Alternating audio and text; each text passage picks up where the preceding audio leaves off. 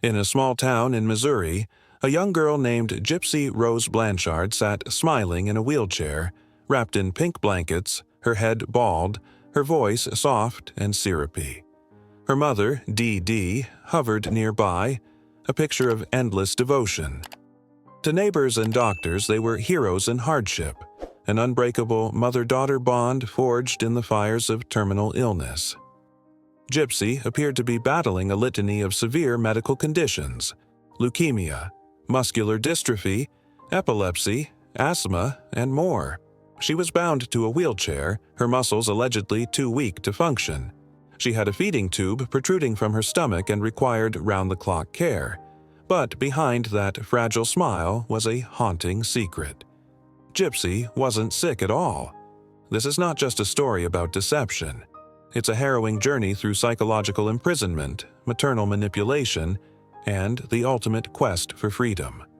A tale so bizarre and tragic it became a national obsession.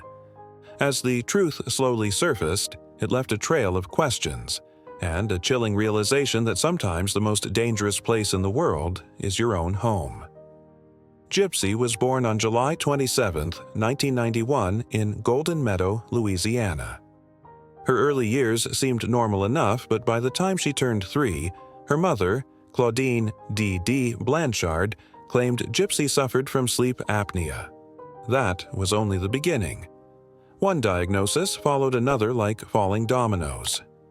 Dee Dee insisted her daughter had leukemia. She claimed Gypsy had muscular dystrophy, requiring a wheelchair.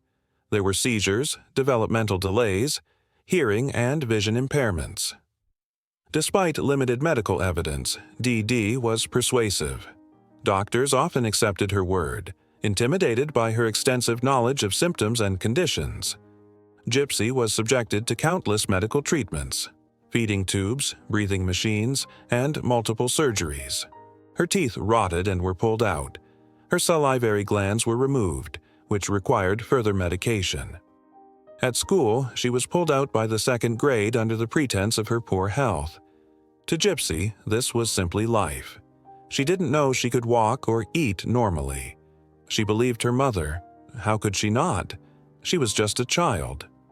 When Hurricane Katrina devastated their hometown in 2005, Dee Dee and Gypsy relocated to Springfield, Missouri.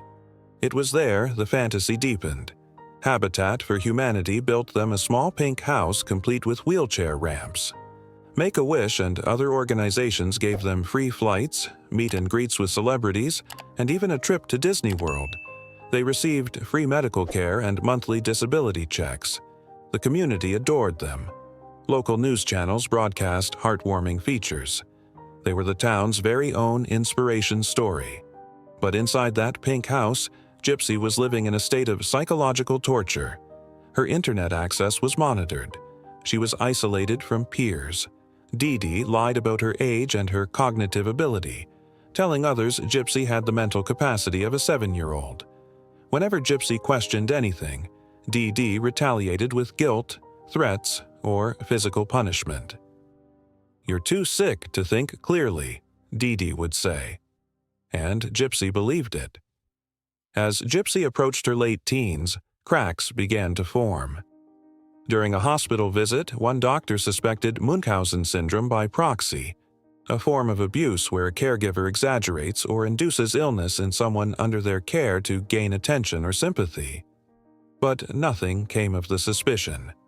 Dee Dee's stories were too well crafted. She was charming, convincing, and always stayed one step ahead. In secret, Gypsy began using a hidden laptop to connect with the outside world. She learned she wasn't really as sick as she had been told. She found online forums where people talked about abuse, trauma, and escape. Slowly, she realized she was not alone, and she began to imagine a different life. In 2012, at a science fiction convention, Gypsy tried to run away with a man she had met online. Dee Dee found them within hours. She told the police Gypsy was a minor and mentally disabled. The man backed off, frightened by the legal implications. Gypsy was punished for months. "If you ever do that again, I'll smash your fingers," Dee Dee warned. Gypsy retreated further into her secret world. In 2014, Gypsy met Nicholas Godejohn on a Christian dating website. Nicholas was socially awkward and diagnosed with autism and dissociative identity disorder. Despite his issues, he listened. He believed her. He didn't see her as a helpless child. They developed a relationship through secret messages, text exchanges, and video chats. He became her confidant, her escape plan, her savior. But Nicholas had a darker side. He shared violent sexual fantasies. He claimed he had multiple personalities, including a violent one named Victor. Gypsy, desperate and mentally vulnerable, accepted his reality. She began to believe that if she couldn't escape with him, she would never be free. Together, they formed a plan. On the night of June 14, 2015, Nicholas arrived in Springfield. Gypsy let him into the house while Dee Dee slept. She handed him gloves, a knife, and duct tape. Then she hid in the bathroom and covered her ears. Nicholas stabbed Dee Dee 17 times. He and Gypsy took some cash, boarded a Greyhound bus, and fled to his home in Wisconsin. In their minds, they were free. A few days later, Gypsy posted a message on Dee Dee's shared Facebook account. "That bitch is dead." Police traced the IP address. They found Gypsy and Nicholas within hours. The community was shocked. The nation watched as the truth emerged. Interviews, court documents, and medical records painted a picture so disturbing it felt like fiction. Dee Dee had manipulated doctors, forged documents, and administered medications that made Gypsy sick. Experts confirmed that Gypsy had been a victim of Munchausen Syndrome by Proxy. Prosecutors offered her a plea deal. In 2016, she was sentenced to 10 years in prison. Nicholas was charged with first-degree murder and later received life without parole. Public opinion shifted. People who had once pitied the mother now saw her as the abuser. Gypsy was not a monster. She was a prisoner who had been failed by every system designed to protect her. Ironically, prison became the first place where Gypsy could truly live. She took college courses, read books, and connected with counselors. She began to understand the depth of her trauma. In interviews, she appeared poised, intelligent, and deeply reflective. "I feel freer in here than I ever did at home," she once said. Documentaries like Mommy Dead and Dearest and The Act dramatized her story, turning Gypsy into a reluctant celebrity. She received thousands of letters from supporters, many of whom had experienced abuse themselves. She joined programs focused on healing and growth. She found friends, formed healthy routines, and for the first time in her life, she was treated like an adult, not a child, not a patient, not a victim. In December 2023, Gypsy Rose Blanchard walked out of prison. She was 32 years old. Cameras waited at the gate. Social media exploded. News outlets followed her every step. She had married a pen pal, Ryan Scott Anderson, and was determined to live a quiet, normal life. But her story had changed too many lives. She began speaking at abuse prevention events, sharing her experience with others who felt trapped. Her first weeks out were surreal.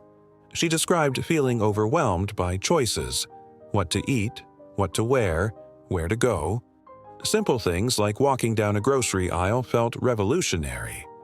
But beneath the freedom was anxiety, trauma, and the daunting task of building a new identity. She got therapy. She started journaling. She connected with survivors groups. Gypsy understood that healing wasn't a destination, but a lifelong process. She filed for divorce from Ryan in early 2025.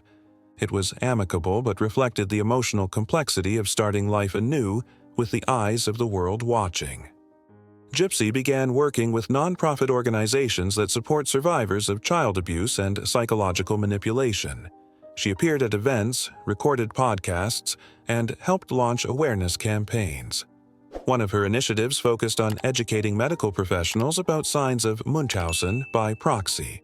She also advocated for legal reform, arguing that abuse survivors like herself should be treated with greater nuance by the criminal justice system. She began writing a memoir, which aimed not to justify the past, but to humanize it. Gypsy has no illusions about her choices. "I take responsibility for what happened," she said in a panel. "But if someone had just looked a little closer, none of this would have happened." Today, Gypsy Rose Blanchard is not a symbol of violence. She is a survivor, a woman who endured unspeakable control and emerged stronger, wiser, and more compassionate. She doesn't seek fame. She seeks change. Her life story has already influenced TV, film, and literature, but her focus remains rooted in healing, not just her own, but that of countless others. She plans to pursue a degree in psychology. She wants to work with children who experience abuse. Her goal is to be the voice she never had, to make sure what happened to her never happens to another child again. Gypsy's story forces us to ask hard questions. How many other children are suffering in silence? How many people are ignored because their pain doesn't fit a mold? If you suspect abuse, speak up. If you see manipulation, step in. Offer empathy. Be the person who listens when someone finally gathers the courage to speak, because the cost of silence is too high. And sometimes the most dangerous place is the one that looks safest.